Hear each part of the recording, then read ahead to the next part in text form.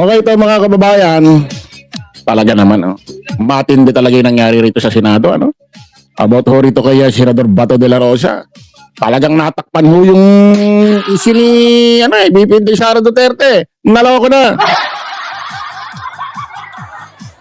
Hanggang ngayon ho, malaki pa rin ho ang usap-usapan sa social media, mainstream media. Yan ho, sa putukan ho dyan sa Senado. Ay, mainit kasi ngayon lang nangyari sa Senate yan. At ho, dito sa pagtakas ho ni Senador Bato de la Rosa. Okay. Nako. Ngayon mga kababayan, nako po, naloko na. May flash report mga kababayan, may flash report. Nako. Kasi ito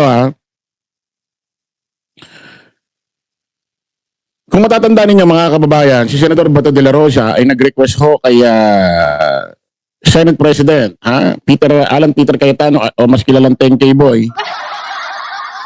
Magkaroon ho siya ng protection custody. Yung hindi muna siya maaaresto ng kahit sinong otoridad hanggang hinihintay nila ang kalalabasan ho ng desisyon ho ng korte about ho sa TRO request.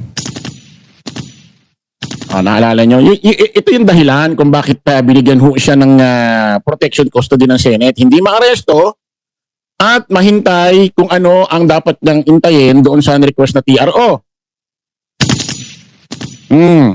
Ngayon mga kababayan, ako, may lumabas ho kasing flash report. Ito yung iniintay, kung ba't siya nandiyan dyan sa loob. Ito yung inihintay niya. Hindi siya binigyan ng protection custody ng Senate para makatakas, palabasin, palayain dyan sa Senate. Ulitin natin binigyan ho siya ng protection custody ng Senado sa pamumuno ho ni Alan Peter Cayetano at lahat naman ho halos nagtaas ang kamay, binigyan siya ng kanyang karapatan para hindi ho siya maaresto habang iniintay niya itong TRO request sa korte na kung saan about dyan sa warrant ni Bato de la Rosa. Binigyan ng protection custody ng Senado hindi para makatakas, makalabas. Hindi ganon. Para maintay itong desisyon. Denied ang TRO sa boto ng 951. Nako. Hindi pinagbigyan ng Korte Suprema ang hiling ng temporary restraining order TRO si Senador Bato de la Rosa laban sa pagpapatupad ng kanyang International Criminal Court. Korte na ang nagsasabi niyan, Supreme Court, Suprema, Supreme. Nakamataas ho na korte dito sa buong Pilipinas. Ano masasabi niyo diyan, Senador Robin Padilla? Ulitin natin Sa botong 951, hindi pinagbigyan ng Korte Suprema ang hiling ng temporary restraining order TRO si Senador Bato de la Rosa laban sa pagpapatupad ng kanyang International Criminal Court arrest warrant. Ano ibig sabihin? Hindi hadlang ang Supreme Court na arestuhin si Senador Bato de la Rosa. Naloko na. Ano masasabi niyo dyan? Supreme Court na nagsasabi niyan.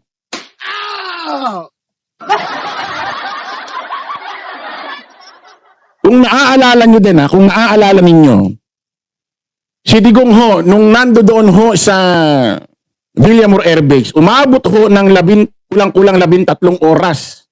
Nagkakaroon ng negosasyon kung si Digong ay sumama na kay General Torre at madala na siya sa jet ski. Hindi pala jet ski, wala palang ski, jet lang. Sumama na sa jet, sumakay na sa jet, kulang-kulang 13 oras. Ano naging technique nila noon? Patagalin si Digong doon. Hintayin din ang labas ng Supreme Court na restraining order na TRO para si Digong hindi madala.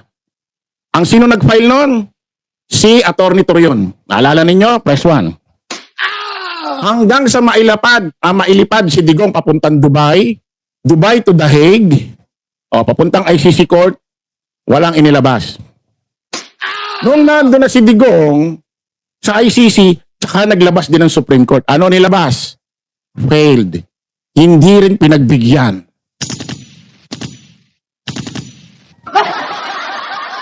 Hindi pinagbigyan. Ano ibig sabihin? Hindi hinahadlangan ng Supreme Court, arestuhin silang dalawa. Naloko na.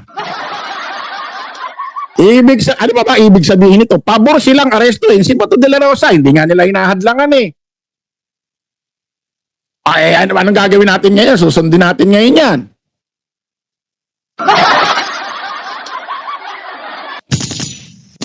Ano ang masasabi nyo? Pakinggan natin to.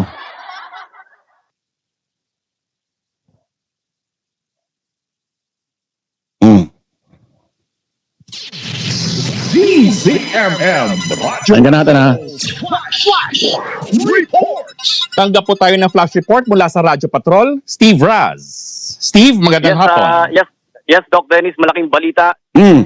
O ibinasura ng Supreme Court ang hiling na temporary restraining order ni Senator Ronald Bato de la Rosa laban niyan sa pagpapatupad ng warrant of arrest na ilabas ng International Criminal Court.